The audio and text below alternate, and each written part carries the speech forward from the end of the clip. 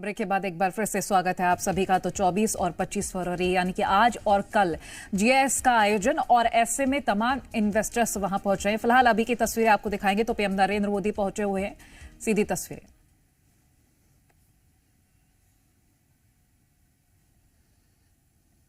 Strategically located and has much to offer.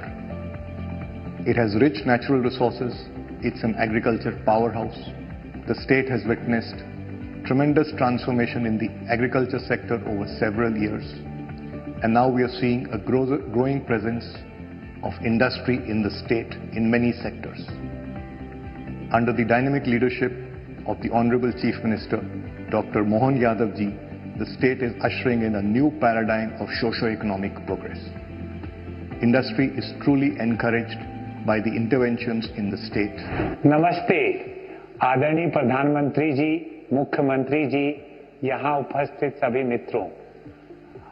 आज केवल ये एमपी के लिए एक इन्वेस्टर समिट नहीं, बल्कि एक भारत को उसका भारत बनाने की संकल्प को सिद्ध करने की ओर बढ़ता कदम है।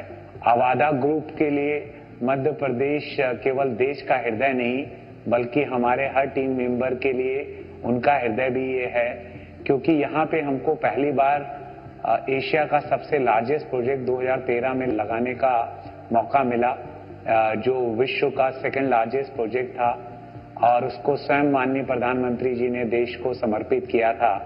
और उस वक्त उन्होंने मेरे को प्रेरणा दी थी कि अब दूसरा प्रोजेक्ट जो है इससे कम से कम 10 गुना बड़ा बनाओ।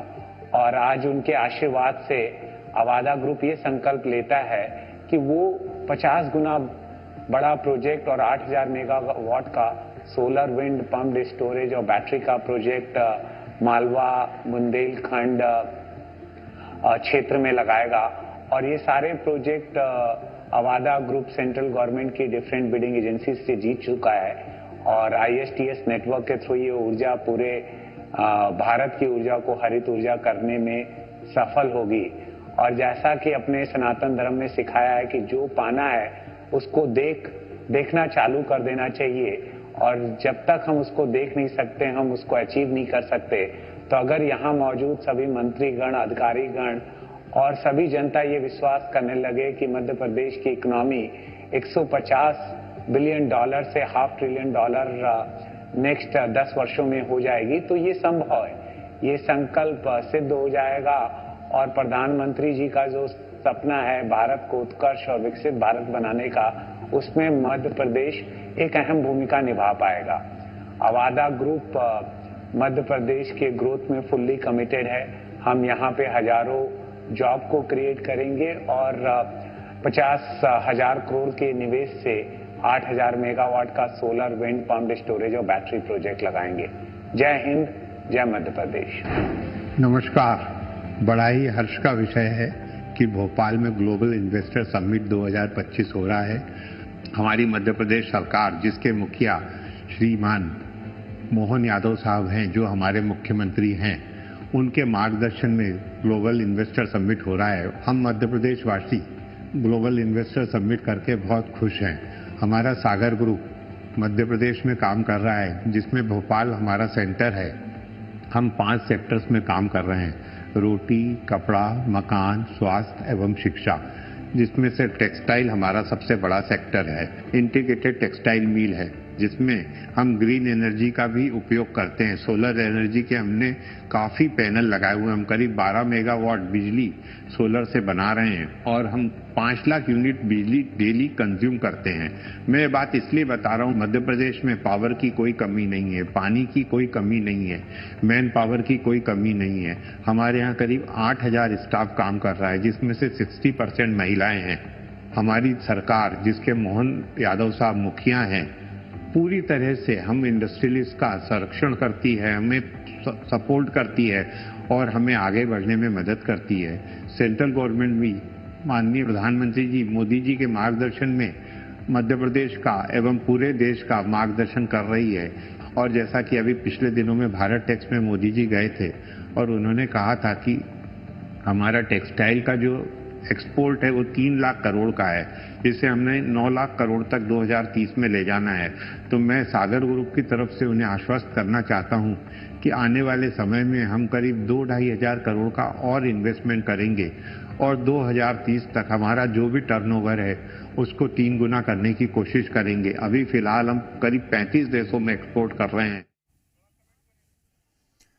तो ये तस्वीरें आपको दिखा रहे हैं जहां प्रधानमंत्री नरेंद्र मोदी पहुंचे हैं और आज शुभारंभ हुआ है ग्लोबल इन्वेस्टर समिट का। और 2 दिवसीय समिट में 50 से ज्यादा देशों के 100 से ज्यादा विदेशी प्रतिनिधि और प्रमुख उद्योगपति शामिल हुए हैं। समिट में सीएम डॉक्टर मोहन यादव की मौजूदगी आप देख रहे हैं, पीएम नरेंद्र मोदी आपको नजर आ रहे हैं। और आपको ये भी बता दें कि पीएम और सीएम की मौजूदगी में 18 नई औद्योगिक नीतियों का अनावरण होना है। और ये फिलहाल तस्वीरें आप सीधे ही देख रहे हैं जो इस वक्त हम आपको दिखा भी रहे हैं। फिलहाल मानव संग्रहालय में ये आयोजन हो रहा है। ये 2 दिवसीय ग्लोबल इन्वेस्टर समिट का शुभारंभ प्रधानमंत्री नरेंद्र मोदी के हाथों। कई महत्वपूर्ण तस्वीरें हम आपको लगातार दिखा रहे हैं। समिट में कई बड़े उद्योगपति, विदेशी प्रतिनिधि शामिल हुए हैं, जो कि तस्वीरें भी लगातार सुबह से हम आपको दिखा रहे हैं। प्रधानमंत्री मोदी राज्य की नई औद्योगिक नीतियों का अनावरण करने के लिए मौजूद हैं। और ये समिट मध्य प्रदेश को एक प्रमुख औद्योगिक केंद्र के रूप में स्थापित करने में महत्वपूर्ण भूमिका निभा सकता है। और ये जो महत्वपूर्ण तस्वीरें, खूबसूरत तस्वीरें हैं, वो इस वक्त हम आपको सीधी दिखा भी रहे हैं। वहीं आपको बता दें कि मध्य प्रदेश में अब विकास नए तौर पर नजर आएगा। फिलहाल तो ये तस्वीरें आप देख रहे हैं कि क्या क्या अरेंजमेंट्स किए गए हैं और क्या क्या नया और नजर आएगा। वहीं आपको बता दें कि इस वक्त गौतम अडानी, आचार्य बालकृष्ण समेत कई बड़े उद्योगपति जीआईएस में पहुंचे थे, जो कि तस्वीरें हम आपको दिखा रहे हैं। वहीं आपको ये भी बता दें कि सीएम डॉक्टर मोहन यादव ने जब अपना संबोधन दिया तो उन्होंने कई महत्वपूर्ण बातें कही, साथ ही पीएम का भी स्वागत किया और उन्होंने सभी निवेशकों का, उद्योगपतियों का आभार भी व्यक्त किया। ये तस्वीरें हम आपको दिखा रहे हैं। और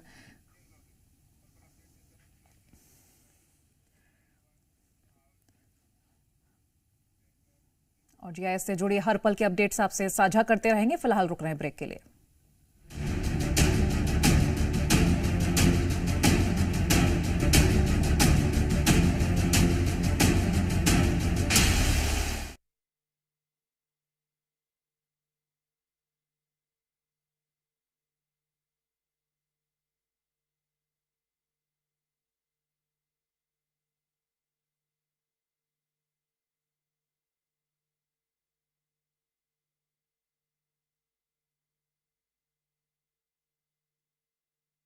नई नीतियों को लॉन्च करने जा रही है।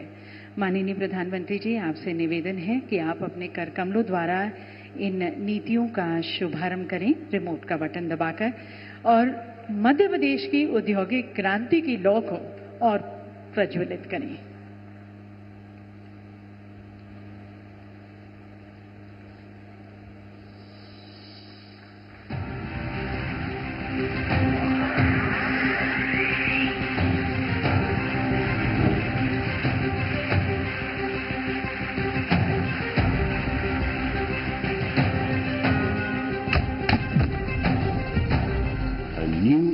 Dawns for Madhya Pradesh, an era of bold reforms and infinite possibilities. Making a historic milestone. 18 game-changing policies have been introduced together, reshaping the state's development trajectory.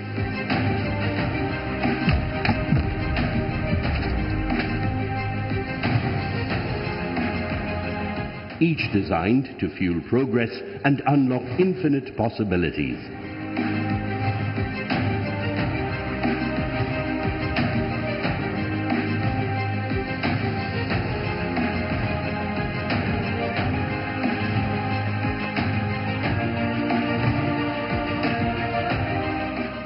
Each committed to usher in a new era of innovation, ambition, and transformation.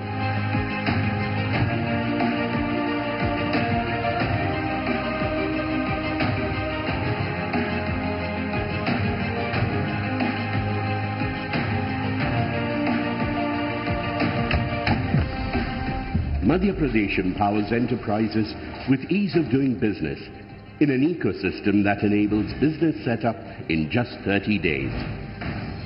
Creating seamless opportunities with GIS-based land allotment and faceless disbursement. Investment promotion policies that power your ambitions. And powering a future of clean energy and world-class infrastructure.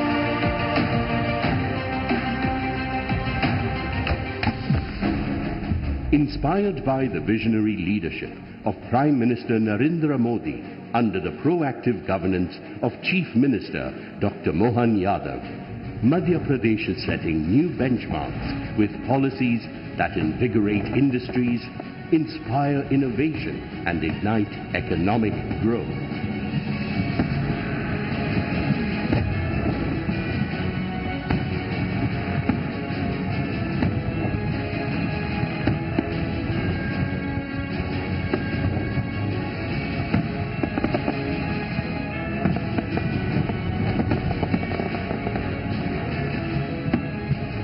Viksit Bharat, Viksit Madhya Pradesh. 18 transformative policies launched by Honorable Prime Minister Shri Narendra Modi, effective from 24 February 2025. ये सभी policies देवीय सज्जनों मध्य प्रदेश को investor friendly state और आप सभी का आदर्श निवेश गंतव्य बनाएंगे। देवी सज्जनों, माननीय मुख्यमंत्री जी ने हमारे साथ विकसित मध्य प्रदेश का सपना साझा किया। इस सपने को आकार देने के लिए, ऊर्जा, गति, पहचान देने के लिए निवेदन करते हैं हम सभी भारतीयों के सपनों के साथ ही हमारे शुभचिंतक, हमारे प्रेरणा स्रोत, हमारे मार्गदर्शक, हमारे प्रिय प्रधानमंत्री जी को। Ladies and gentleman, please join me as I invite Honorable Prime Minister Modi, a charismatic global leader, हमारे मार्गदर्शक, हमारे प्रेरणा स्रोत माननीय प्रधानमंत्री जी से निवेदन है कि आप अपने विचारों से हमें लाभान्वित करें। प्रधानमंत्री जी हमारा मार्गदर्शन करें।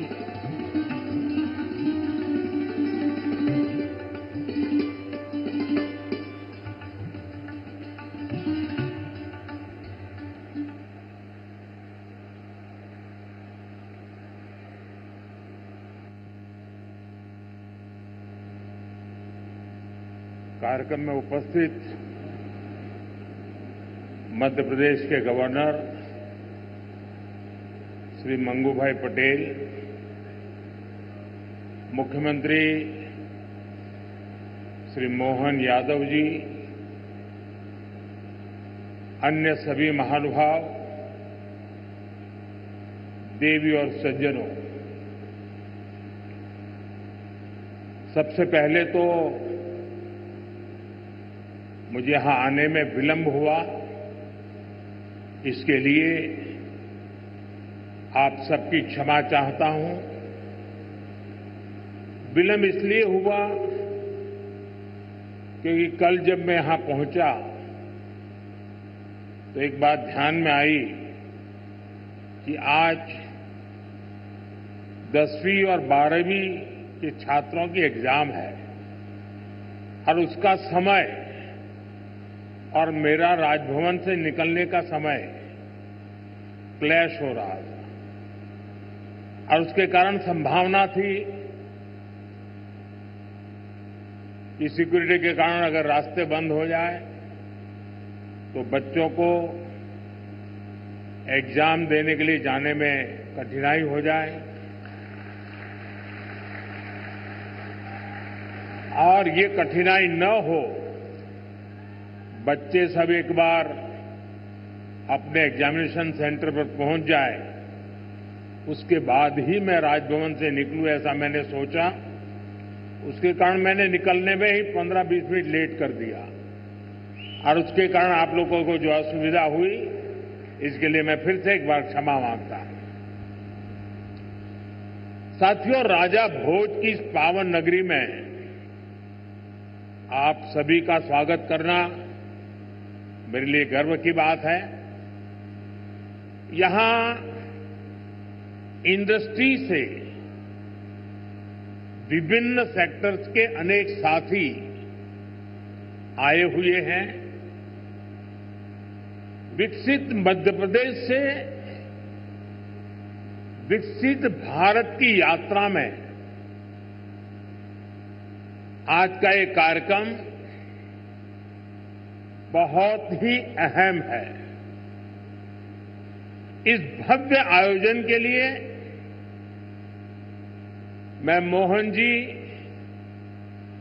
और उनकी पूरी टीम को बहुत बहुत बधाई देता हूं। साथियों, भारत के इतिहास में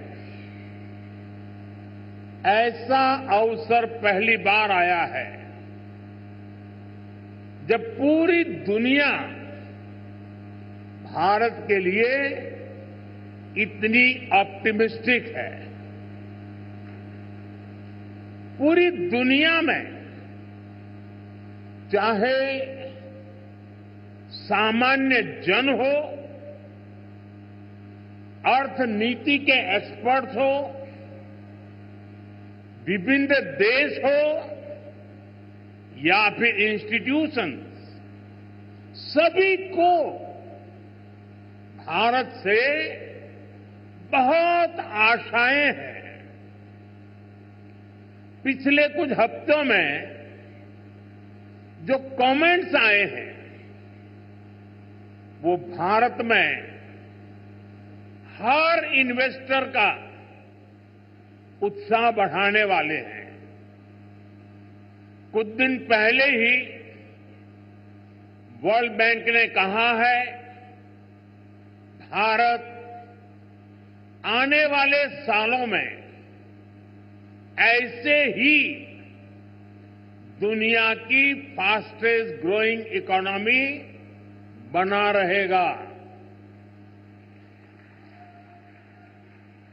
ओईसीडी के एक अहम रिप्रेजेंटेटिव का कहना है, future of the world is in India. कुछ ही दिन पहले क्लाइमेट चेंज पर यूएन की एक संस्था ने भारत को सोलर पावर की सुपर पावर कहा था। इस संस्था ने ये भी कहा कि जहां कई देश सिर्फ बातें करते हैं, वहीं भारत नतीजे ला करके दिखाता है। हाल ही में एक रिपोर्ट आई है, इसमें बताया गया है कि ग्लोबल एरोस्पेस फर्म्स के लिए कैसे भारत एक बेहतरीन सप्लाई चेन के रूप में उभर रहा है। ग्लोबल सप्लाई चेन चैलेंजेस का जवाब वो भारत में देख रहे हैं। मैं ऐसे कई एग्जाम्पल यहां कोट कर सकता हूं जो भारत पर दुनिया के कॉन्फिडेंस को दर्शाते हैं। ये कॉन्फिडेंस भारत के हर राज्य का भी कॉन्फिडेंस बढ़ा रहा है। और आज ये हम मध्य प्रदेश की इस ग्लोबल समिट में भी देख रहे हैं, महसूस कर रहे हैं। साथियों, मध्य प्रदेश पॉपुलेशन के हिसाब से भारत का 5th लार्जेस्ट स्टेट है। एमपी एग्रीकल्चर के मामले में भारत के टॉप के राज्यों में है। मिनरल्स के हिसाब से भी एमपी देश के टॉप 5 राज्यों में है। एमपी को जीवनदायिनी मां नर्मदा का आशीर्वाद भी प्राप्त है। एमपी में हर वो संभावना है, हर वो पोटेंशियल है जो एमपी को जीडीपी के हिसाब से भी देश के टॉप 5 राज्यों में ला सकता है। साथियों, बीते 2 दशकों में मध्य प्रदेश ने ट्रांसफॉर्मेशंस का नया दौर देखा है।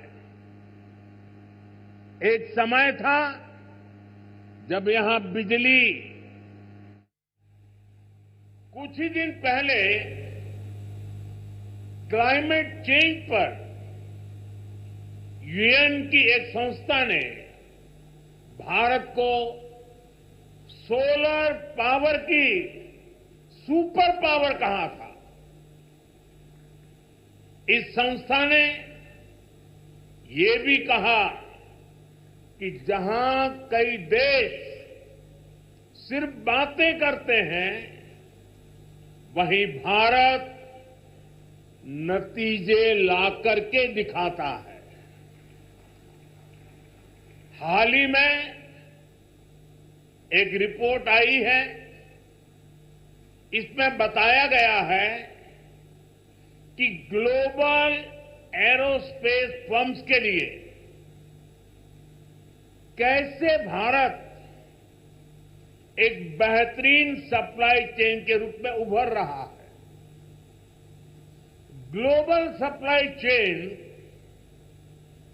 चैलेंजेस का जवाब वो भारत में देख रहे हैं। मैं ऐसे कई एग्जाम्पल यहां कोट कर सकता हूं जो भारत पर दुनिया के कॉन्फिडेंस को दर्शाते हैं। ये कॉन्फिडेंस भारत के हर राज्य का भी कॉन्फिडेंस बढ़ा रहा है। और आज ये हम मध्य प्रदेश की इस ग्लोबल समिट में भी देख रहे हैं, महसूस कर रहे हैं। साथियों, मध्य प्रदेश पॉपुलेशन के हिसाब से भारत का 5th लार्जेस्ट स्टेट है। एमपी एग्रीकल्चर के मामले में भारत के टॉप के राज्यों में है। मिनरल्स के हिसाब से भी एमपी देश के टॉप 5 राज्यों में है। एमपी को जीवनदायिनी मां नर्मदा का आशीर्वाद भी प्राप्त है। एमपी में हर वो संभावना है, हर वो पोटेंशियल है जो एमपी को जीडीपी के हिसाब से भी देश के टॉप 5 राज्यों में ला सकता है।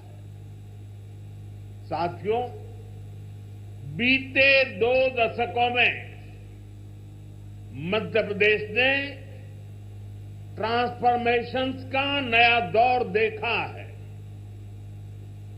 एक समय था जब यहां बिजली, पानी की बहुत सारी दिक्कतें थी। लॉ एंड ऑर्डर की स्थिति तो और भी खराब थी। ऐसे हालत में यहां इंडस्ट्री का विकास बहुत मुश्किल था। बीते 2 दशक में, 20 साल में मध्य प्रदेश के लोगों के सपोर्ट से यहां की बीजेपी सरकार ने गवर्नेंस पर फोकस किया। 2 दशक पहले तक लोग एमपी में निवेश करने से डरते थे। आज एमपी इन्वेस्टमेंट के लिए देश के राज्यों से, सब राज्यों में, टॉप के राज्यों में उसने अपना स्थान बना लिया है। जिस एमपी में कभी खराब सड़कों के कारण बसें तक प्रॉपर नहीं चल पाती थी, वो आज भारत की ईवी रिवॉल्यूशन के लीडिंग स्टेट्स में से एक है। जनवरी 2025 तक करीब 2 लाख इलेक्ट्रिक व्हीकल एमपी में रजिस्टर हुए हैं। ये करीब 90% ग्रोथ है। ये दिखाता है कि एमपी आज मैन्युफैक्चरिंग के नए सेक्टर्स के लिए भी एक शानदार डेस्टिनेशन बनता जा रहा है। और मैं मोहन जी को बधाई देता हूं, उनकी टीम को बधाई देता हूं कि उन्होंने इस वर्ष को उद्योग और रोजगार वर्ष के रूप में मनाना तय किया है। साथियों, बीते दशक में भारत ने इंफ्रास्ट्रक्चर के बूम का दौर देखा है। मैं कह सकता हूं इसका बहुत बड़ा फायदा एमपी को मिला है। दिल्ली मुंबई एक्सप्रेसवे जो देश के 2 बड़े शहरों को जोड़ रहा है, उसका बड़ा हिस्सा एमपी से ही होकर गुजरता है। यानी एक तरफ एमपी को मुंबई के पोर्ट्स के लिए तेज कनेक्टिविटी मिल रहे हैं, दूसरी तरफ नॉर्थ इंडिया के मार्केट को भी ये कनेक्ट कर रहा है। आज मध्य प्रदेश में 5 लाख किलोमीटर से अधिक का रोड नेटवर्क है। एमपी के इंडस्ट्रियल कॉरिडोर्स मॉडर्न एक्सप्रेसवे से जुड़ रहे हैं। यानी एमपी में लॉजिस्टिक्स से जुड़े सेक्टर की तेज ग्रोथ तय है। साथियों, एयर कनेक्टिविटी की बात करें तो यहां ग्वालियर और जबलपुर एयरपोर्ट के टर्मिनल्स को भी एक्सपांड किया गया है। और हम यहीं नहीं रुके हैं। एमपी का जो एक बड़ा रेल नेटवर्क है, उसको भी मॉडर्नाइज किया जा रहा है। एमपी में रेल नेटवर्क का 100% इलेक्ट्रिफिकेशन किया जा चुका है।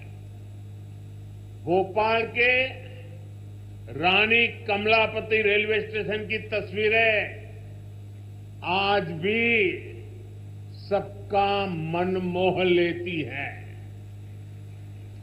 इसी तर्ज पर एमपी के 80 रेलवे स्टेशनों को अमृत भारत स्टेशन स्कीम के तहत मॉडर्न बनाया जा रहा है। साथियों, बीता दशक भारत के लिए एनर्जी सेक्टर की अनप्रेसिडेंटेड ग्रोथ का रहा है। खासतौर पर ग्रीन एनर्जी को लेकर भारत ने वो कर दिखाया है जिसकी कल्पना तक मुश्किल थी। बीते 10 वर्षों में करीब $70 बिलियन यानी 5 ट्रिलियन रुपये से अधिक रिन्यूएबल एनर्जी सेक्टर में ही इन्वेस्ट हुआ है। इससे पिछले साल ही क्लीन एनर्जी स्पेस में 10 लाख से अधिक जॉब बनी है। एनर्जी सेक्टर के इस बूम का भी एमपी को बहुत लाभ मिला है। आज एमपी पावर सरप्लस है। यहां करीब 31,000 मेगावाट पावर जनरेशन कैपेसिटी है, जिसमें से 30% क्लीन एनर्जी है। रीवा सोलर पार्क देश के सबसे बड़े पार्क में से एक है। अभी कुछ दिन पहले ही ओमकारेश्वर में फ्लोटिंग सोलर प्लांट भी शुरू हुआ है। सरकार द्वारा बिना रिफाइनरी पेट्रोकेमिकल कॉम्प्लेक्स पर करीब 50,000 करोड़ रुपए का इन्वेस्टमेंट किया गया है। ये मध्य प्रदेश को पेट्रोकेमिकल्स का हब बनाने में मदद करेगा। मध्य प्रदेश का जो इंफ्रास्ट्रक्चर है, इसको एमपी सरकार आधुनिक पॉलिसीज और स्पेशल इंडस्ट्रियल इंफ्रास्ट्रक्चर से सपोर्ट कर रही है। एमपी में 300 से ज्यादा इंडस्ट्रियल जोन्स हैं। पीथमपुर, रतलाम और देवास में हजारों एकड़ के इन्वेस्टमेंट जोन्स भी डेवलप किए जा रहे हैं। यानी आप सभी इन्वेस्टर्स के लिए यहां बेहतर रिटर्न की अपार संभावनाएं हैं। साथियों, हम सभी जानते हैं कि औद्योगिक विकास के लिए वाटर सिक्योरिटी होना कितना जरूरी है। इसके लिए एक तरफ वाटर कंजर्वेशन पर बल दे रहे हैं, दूसरी तरफ हम रिवर इंटरलिंकिंग का मेगा मिशन लेकर भी आगे बढ़ रहे हैं। मध्य प्रदेश की खेती, यहां की इंडस्ट्री इसकी बहुत बड़ी बेनिफिशियरी है। हाल में ही 45,000 करोड़ रुपए के Ken Betwa river interlinking project पर काम शुरू हुआ है। इससे करीब 10 लाख हेक्टेयर एग्रीकल्चर लैंड की प्रोडक्टिविटी बढ़ेगी। इससे एमपी में वाटर मैनेजमेंट को भी नई ताकत मिलेगी। ऐसी सुविधाओं से फूड प्रोसेसिंग, एग्रो इंडस्ट्री और टेक्सटाइल सेक्टर में बहुत बड़ा पोटेंशियल अनलॉक होगा। साथियों, एमपी में डबल इंजन सरकार बनने के बाद विकास की गति भी जैसे डबल हो गई है। केंद्र सरकार कंधे से कंधा मिलाकर एमपी के विकास में, देश के विकास में जुटी है। चुनाव के समय मैंने कहा था कि अपने तीसरे टर्म में हम 3 गुना तेजी से काम करेंगे। ये स्पीड हम साल 2025 के पहले 50 दिनों में भी देख रहे हैं। इसी महीने हमारा बजट आया है। इस बजट में भारत की ग्रोथ के हर कैटलिस्ट को हमने एनर्जाइज किया है। हमारा मिडिल क्लास सबसे बड़ा टैक्स पेयर भी है। ये सर्विस और मैन्युफैक्चरिंग के लिए डिमांड भी क्रिएट करता है। इस बजट में मिडिल क्लास को एम्पावर करने के लिए अनेक कदम उठाए गए हैं। हमने 12 लाख रुपए तक की इनकम को टैक्स फ्री किया है।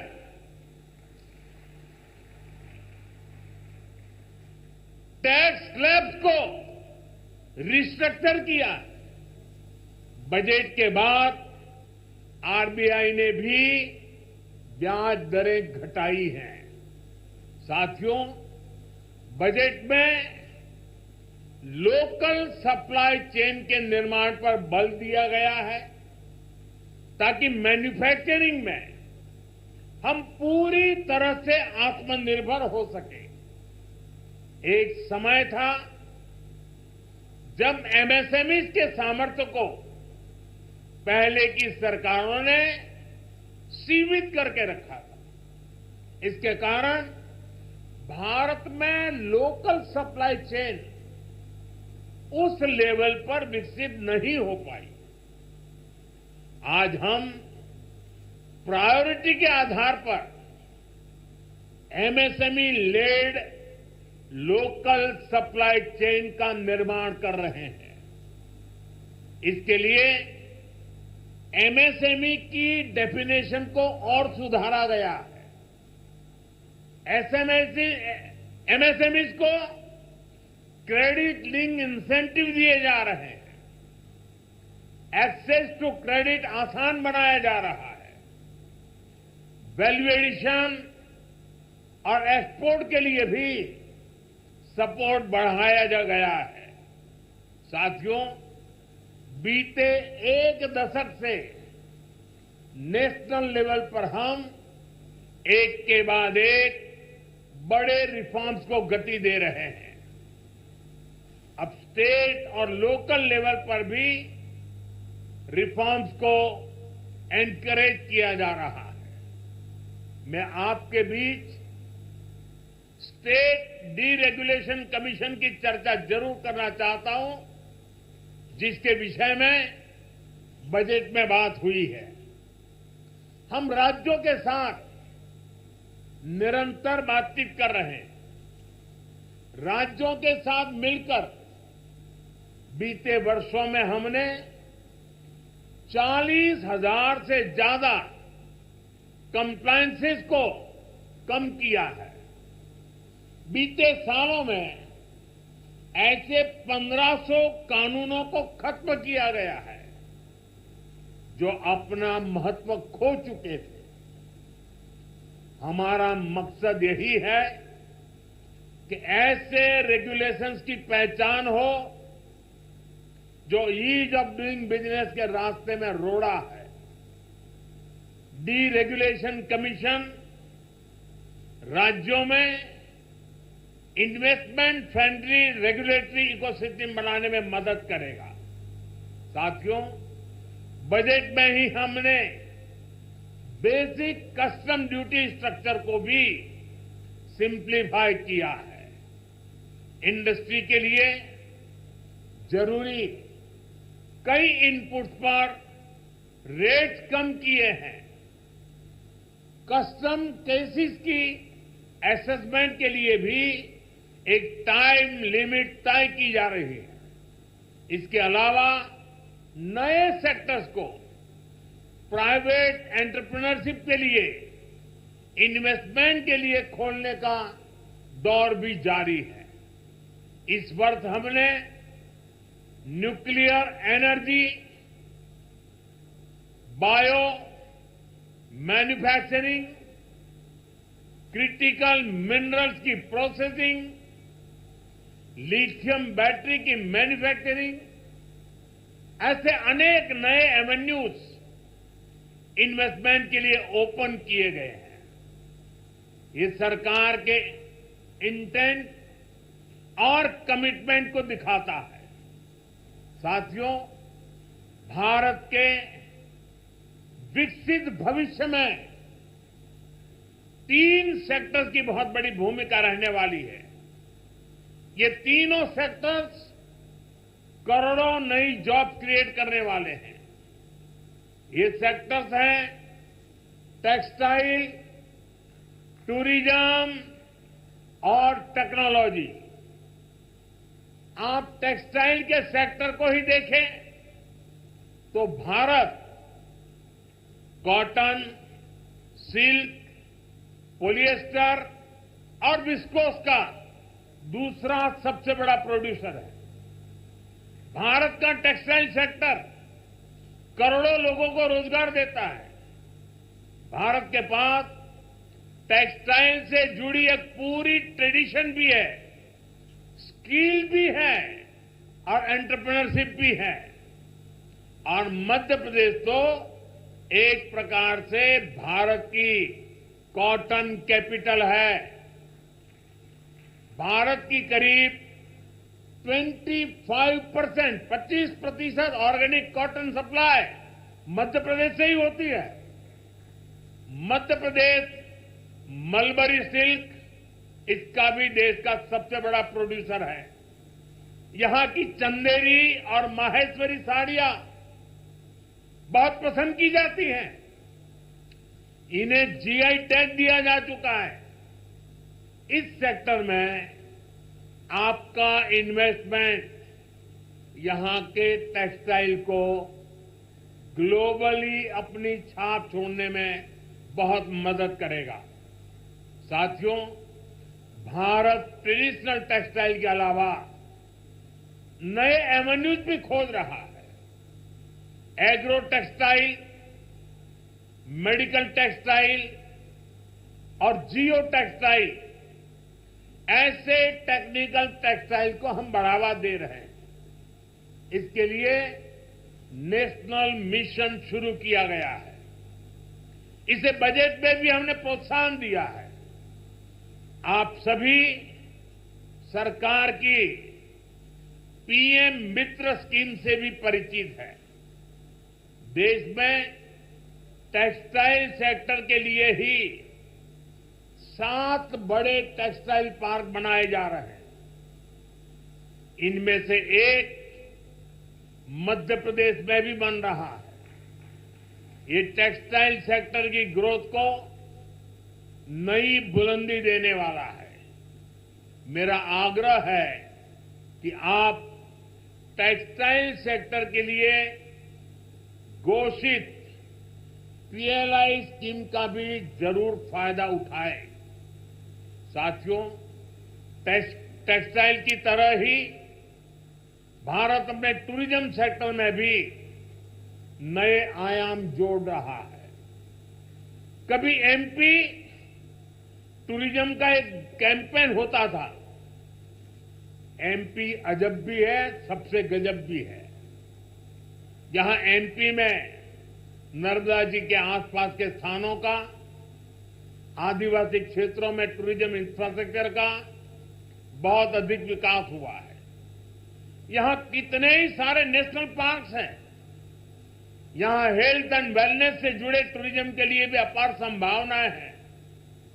हील इन इंडिया, इसका मंत्र दुनिया को पसंद आ रहा है।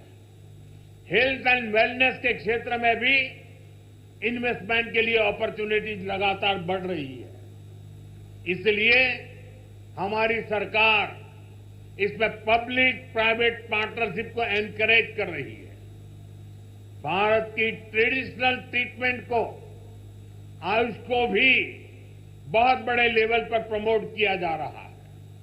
हम स्पेशल आयुष वीजा भी दे रहे हैं। इन सभी से एमपी को भी बहुत फायदा मिलने वाला है। वैसा साथियों, आप यहां आए हैं तो उज्जैन में महाकाल महालोक देखने जरूर जाएं। आपको महाकाल का आशीर्वाद भी मिलेगा और देश टूरिज्म और हॉस्पिटैलिटी सेक्टर को कैसे एक्सपांड कर रहा है, इसका अनुभव भी मिलेगा। साथियों, मैंने लाल किले से कहा है, यही समय है, सही समय है। आपके लिए एमपी में इन्वेस्टमेंट करने और इन्वेस्टमेंट बढ़ाने का भी यही सही समय है। एक बार फिर आप सभी को बहुत बहुत शुभकामनाएं, बहुत बहुत धन्यवाद।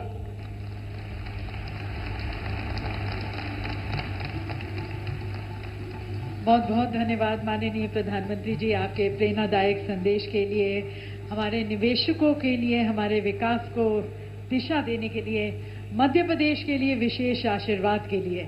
आपके नेतृत्व दृष्टिकोण ने न केवल भारत को बल्कि हमारे मध्य प्रदेश के उज्जवल भविष्य की नई दिशा निर्धारित की है। देवी सज्जनों, एक बार जोरदार तालियों के साथ अपने पंत प्रधान का, अपने प्रिय प्रधानमंत्री जी का, अपने मार्गदर्शक का आभार व्यक्त करते हैं, धन्यवाद करते हैं। आपके तो आप देख रहे थे किस तरह से